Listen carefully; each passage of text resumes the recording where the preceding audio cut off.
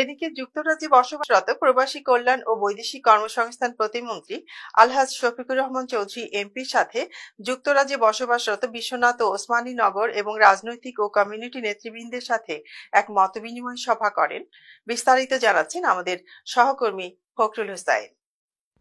প্রবাসী কল্যাণ ও বৈদেশিক কর্মসংস্থান মন্ত্রণালয়ের মাননীয় প্রতিমন্ত্রী আলহাজ শফিকুর রহমান চৌধুরী এমপি যুক্তরাজ্যে বসবাসরত বিশ্বনাথ ও ওসমানীনগরের রাজনৈতিক ও কমিউনিটি নেতৃবৃন্দের সাথে এক মতবিনিময় সভা করেন রোববার লন্ডনে।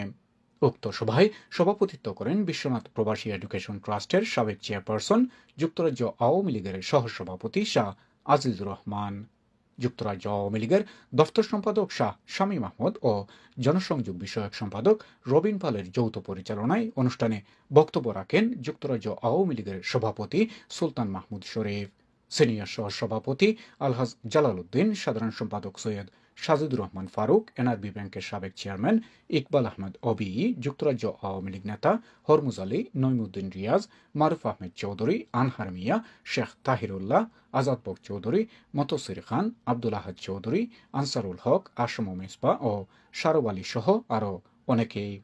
সভায় প্রবাসী কল্যাণ প্রতিমন্ত্রী তার বক্তব্যে বলেন, তিনি নিজেও একজন প্রবাসী হিসেবে তার সেই অভিজ্ঞতা থেকেই তিনি তার কাজ করে যাবেন এবং তার পরিকল্পনা তুলে ধরে বক্তব্য রাখেন।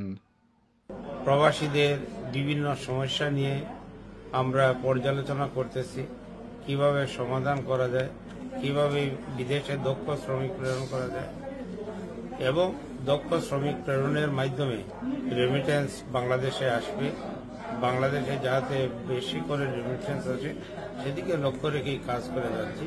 মাননীয় প্রধানমন্ত্রীর ভাবমূর্তি উজ্জ্বল করার লক্ষ্যে আমরা সবাই ঐক্যবদ্ধ এবং আমি যেহেতু প্রবাস মন্ত্রী এই প্রবাসে ছিলাম, এই প্রবাসীদের দুঃখ সুখের সাথী হিসেবে কাজ করেছি।